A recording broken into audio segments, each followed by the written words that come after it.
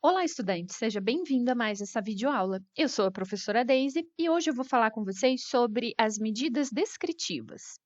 Mais especificamente, eu vou falar com vocês sobre as medidas de assimetria, curtose e as medidas de dispersão.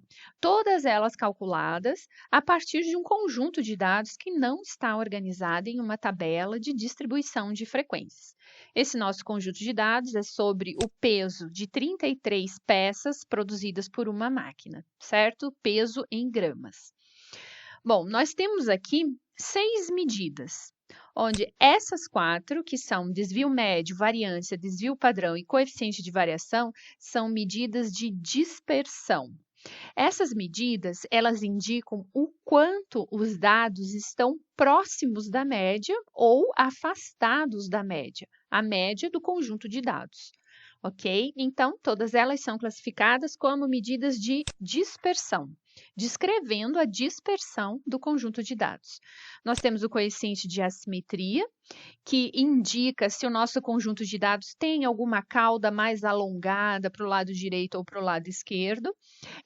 Figuras com essa cauda vocês podem olhar na nota de aula. E também nós temos o coeficiente de curtose. Esse coeficiente ele indica se a curva é mais achatada ou se ela é mais alta, mais alongada que a distribuição normal. Bom, vamos lá. Começando com o coeficiente de assimetria. A função que calcula esse coeficiente chama distorção. Distorção, certo? Então, encontramos a função, a gente deu um Enter, entrou na função, seleciona o conjunto de dados e dá um Enter. Então, a assimetria deu 1,61. É uma assimetria positiva, então indica que nós temos uma cauda mais alongada para o lado positivo do eixo X, digamos assim, para o lado direito. Ou seja, se eu tenho uma cauda mais alongada para o lado direito, para o lado dos números positivos, indica que eu tenho uma menor frequência de valores maiores e, consequentemente, uma maior frequência de valores menores. Ou seja, para essas peças, a grande concentração são em valores um pouco menores e existem alguns valores maiores que causam uma cauda mais alongada. Lembrando que um histograma com um lado mais alongado significa que a barrinha está mais baixa, a frequência é mais baixa. E quando eu tenho uma grande concentração, a frequência, a barrinha do histograma é mais alta, ok? Bom, vamos lá. Curtose. A função que calcula a curtose é CURT. Então, seleciono a função, seleciono os dados, 3,83. A curtose também é positiva. Quando a curtose é positiva, significa que a curva da distribuição, que o histograma da distribuição é mais alto do que a curva de uma distribuição normal. Se a curtose fosse negativa, a gente diria que ela é mais achatada que a distribuição normal. Então, como ela é positiva, ela é mais alta, a gente diz que a distribuição é leptocúrtica, certo? Se ela fosse achatada, um coeficiente de curtose negativo, ela seria platicúrtica, mais baixa que a distribuição normal. Agora passamos para as medidas de dispersão. Desvio médio absoluto. Nós sabemos que o desvio médio absoluto calcula os desvios de cada uma dessas observações em relação ao seu valor central. Até vou calcular aqui novamente a média para a gente poder explicar melhor. Média. Aqui, ok. Nossa média, 6,7. Organizamos aqui, ok. Então, o que é um desvio médio absoluto? É o somatório dos desvios, das diferenças de cada uma dessas observações em relação à média. Essa diferença em módulo, diferença absoluta. Então, nós somamos todos esses desvios e dividimos pelo número total de observações. Ou seja, a gente tem o desvio médio. O desvio médio absoluto de cada observação em relação ao valor central, que é 6,7. Então, a função é 10 desvio ponto médio. Aí, selecionamos o conjunto de dados e o nosso desvio médio é 3,31. Então, qual é a interpretação? Que, em média, essas observações se distanciam de 6,7, em média se distanciam 3,31 gramas. É uma distância absoluta, porque eu calculei ela em módulo. Agora, a variância. A variância é quando esses desvios de cada observação em relação à média é elevado ao quadrado. Então, o comando var.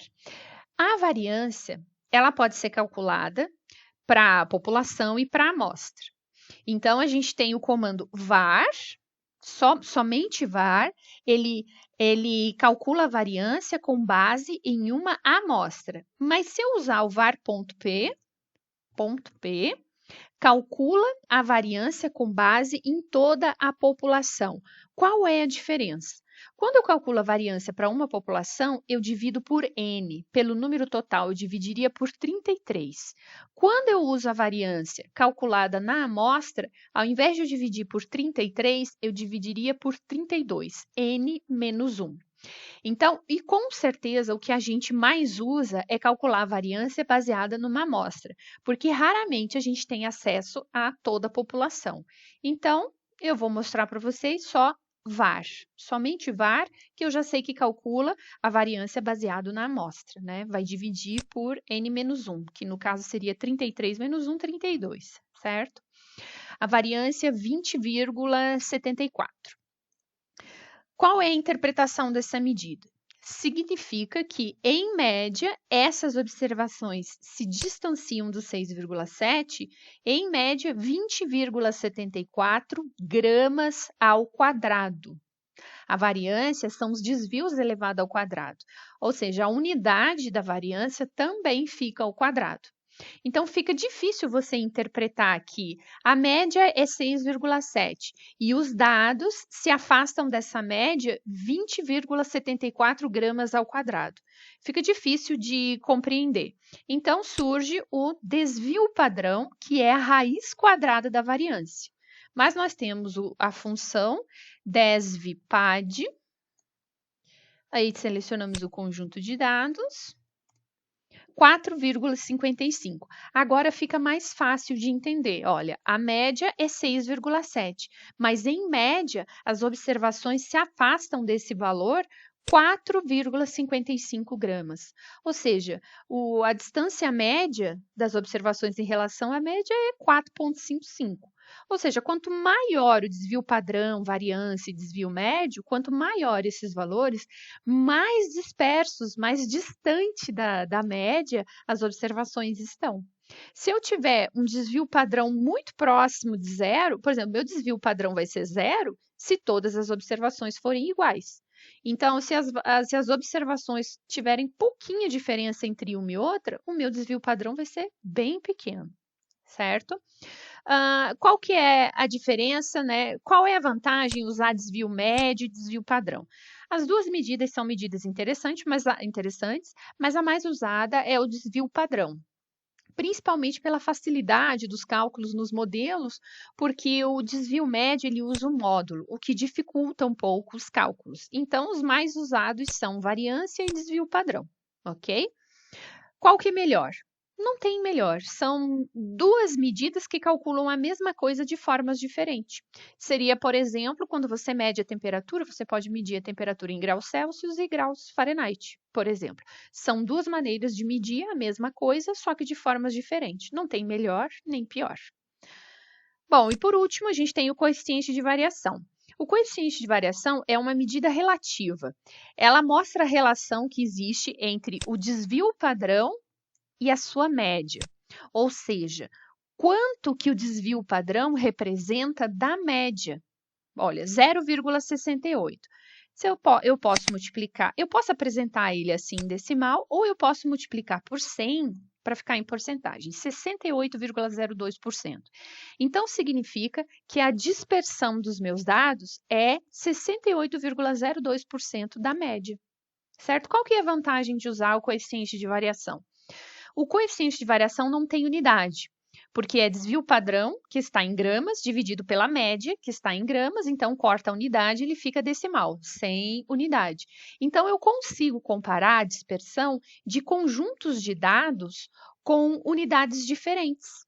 Por exemplo, eu consigo comparar o peso em gramas com um outro conjunto de dados que, por exemplo, fosse o comprimento em centímetros, eu conseguiria calcular qual dos dois conjuntos de dados, conseguiria verificar, né, qual dos dois conjuntos é mais disperso em relação ao coeficiente de variação, que seria uma medida de dispersão relativa. Então, o que nós observamos aqui?